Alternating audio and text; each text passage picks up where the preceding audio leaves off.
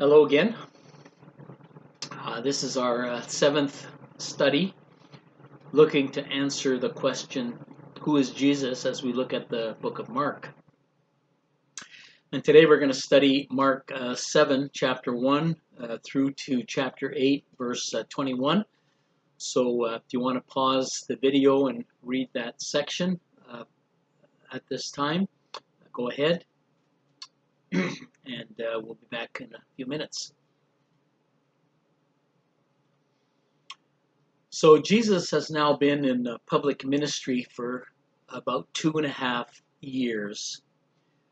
He's been teaching his disciples, he's been teaching the crowds, he's been healing the sick, casting out demons, and slowly his influence is growing and he's gradually moving towards Jerusalem, which will be the center of his ministry in the last part of his life.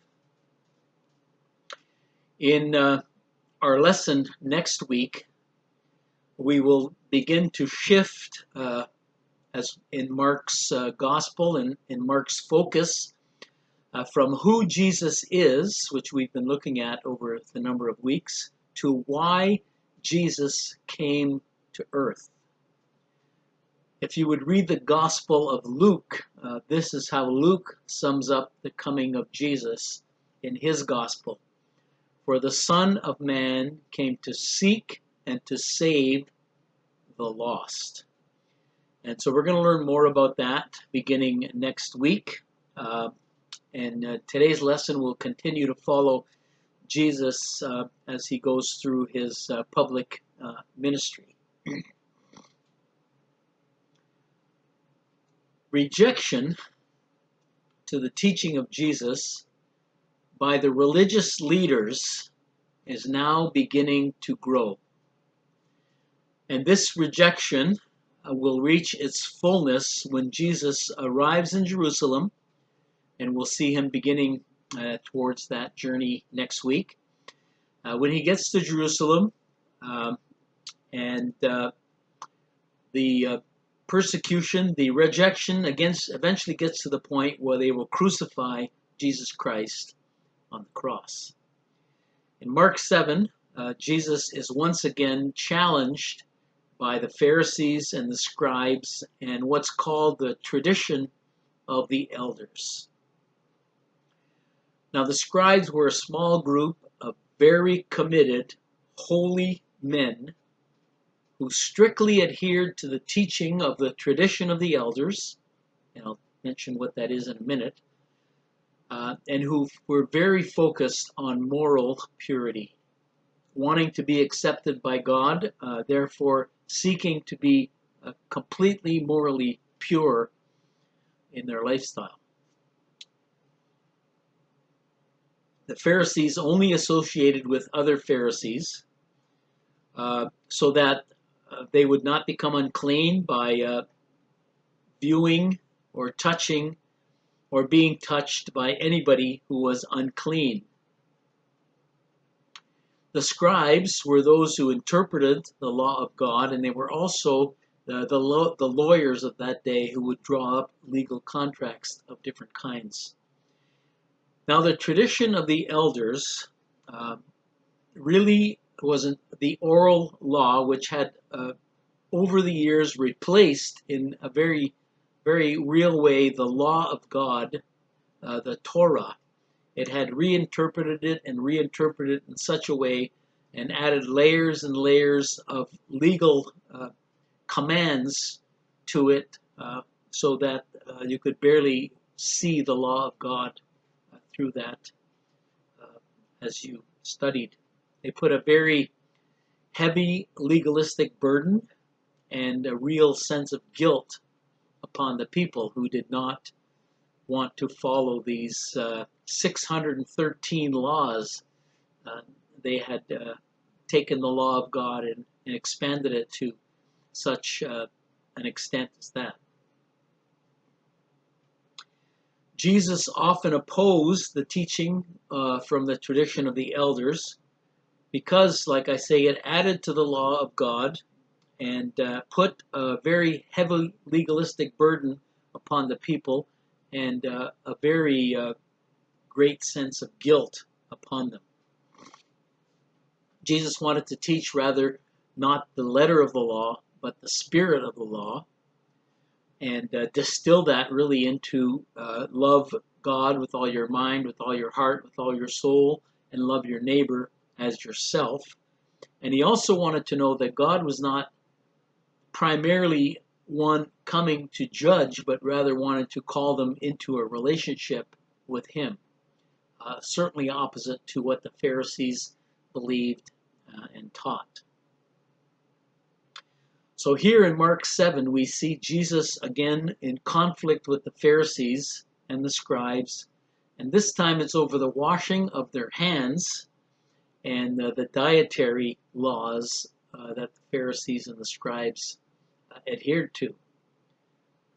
Some of the disciples that were with Jesus did not wash their hands before eating.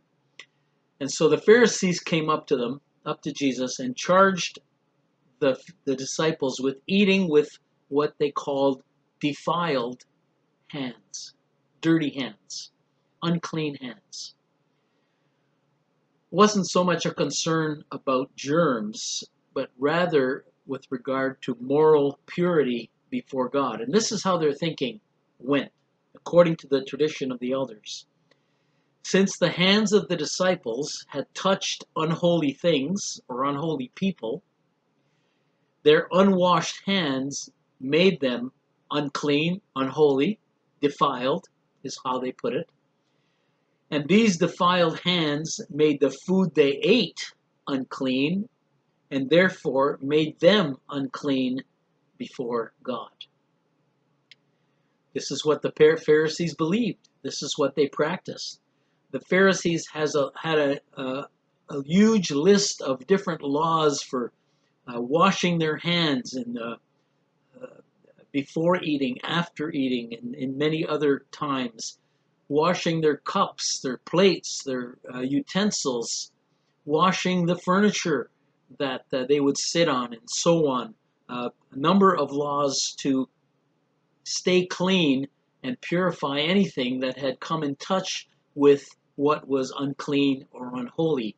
That's why the Pharisees only associated with other Pharisees, so that they would stay clean.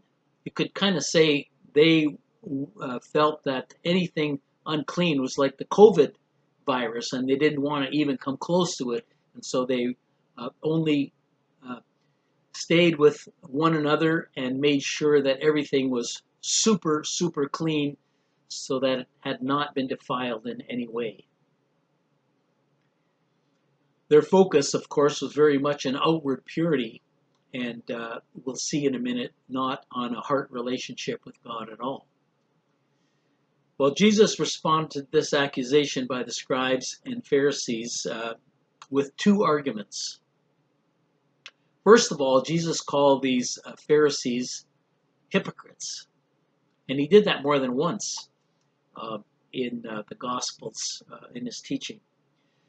He said, as they followed the tradition of the elders, they were actually devising ways to not keep the law of God. Here's one example. The money that they were to use to support their fathers and their mothers, in their traditions, they could declare this money as belonging to God, put aside for God, and then they could use that for themselves, saying that they were using it for the work of God, and so really neglect their father and mother and not take care of them as they should. And Jesus said, by doing this, by following this tradition of the elders, you are actually breaking the fifth commandment, which says, honor your father and your mother. And Jesus called them hypocrites, and he even quoted this verse from Isaiah to them. He says, this people honors me with their lips, but their heart is far from me. In vain do they worship me, teaching as doctrines the commandments of men. They had made a number of commandments, and eventually those commandments were actually breaking the true law of God. The second way Jesus exposed this accusation that his disciples were defiled because they ate with unwashed hands is by telling them that nothing that comes from the outside and is eaten can defile a man on the inside. Jesus went on to say that whatever a man eats, it passes through his stomach and then is expelled. It is what comes out of a man. It is not what comes. It is not what comes into a man that defiles him, but what comes out of the man is what defiles him. And this is what Jesus quoted to them. For from within, out of the heart of man, comes evil thoughts, sexual immorality, theft, murder, adultery, coveting, wickedness, deceit, sensuality, envy, slander, pride, foolishness. All these evil things come from within, and they defile a person. You see, the problem with the Pharisees was not that they uh, uh, were clean because they washed their hands. The problem with the Pharisees is that their hearts were evil and they had never had their hearts renewed. And Jesus will continue to encounter this teaching from the scribes and the Pharisees and their rejection, and this will eventually lead to his crucifixion. When we come to the last verses of chapter 7, Jesus takes his mission out of Jewish territory into non-Jewish areas, and he encounters a Gentile woman in the region of Tyre and Sidon. And she asks Jesus to cast the demon out of her daughter.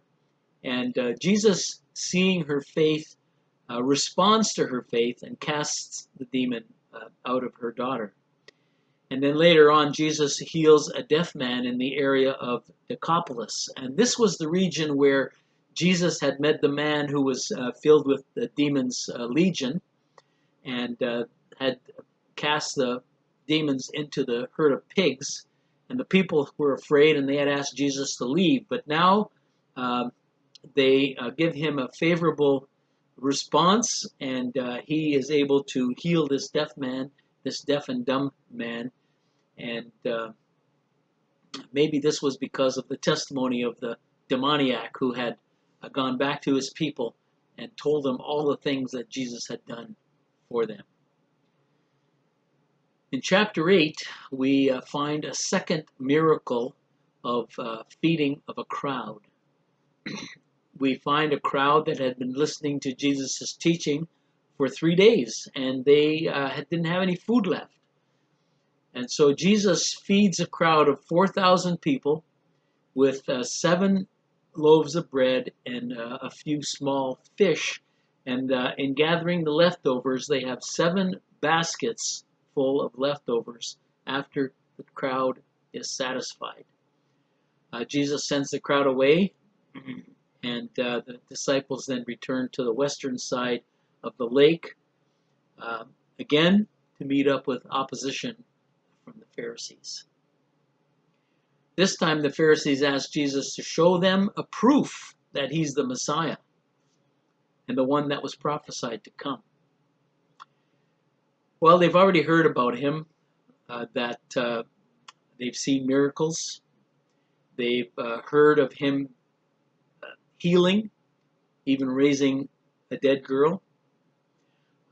They've seen demons cast out, and they've heard the demons cry out, Jesus, you are the Holy One of God. They've seen or heard of him multiplying food for these large crowds. They've heard his teaching. They've heard him say to a man, your sins are forgiven, and prove that he had power to forgive sins by raising that person from his sickbed. And still they don't believe. And so Jesus, knowing that they've already had all this proof, refuses to give them another sign and goes away to another city. Today's lesson closes with Jesus warning his disciples about the teaching of the Pharisees and of Herod. And Jesus used a metaphor. He said, "Watch out, beware of the leaven of the Pharisees and of Herod."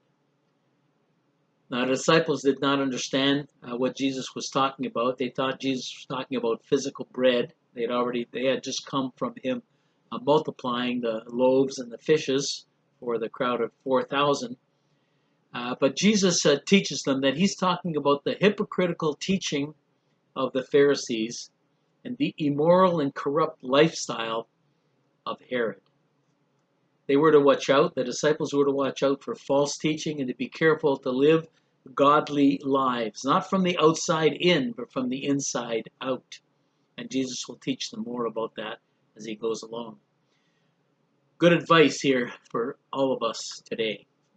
Jesus once again rebukes the disciples for their lack of spiritual understanding. By this time, they should know a lot more. They have seen a great deal. They've heard a lot of his teaching, and they should understand. And they will understand more as time goes on. So we are going to come now to a turning point in the book of Mark. Opposition is going to grow. Rejection of Jesus is going to grow by the religious leaders. Jesus is about to reveal to the disciples in a more in-depth way why he has come. He's proved to them who he is. Jesus, the Son of God. Jesus, the Son of Man. And now he's going to go on to show them why he has come. So next week, as we begin to look at why Jesus has come, you'll read Mark 8:21 to chapter 9, verse 50, and we'll see you next week. Bye for now.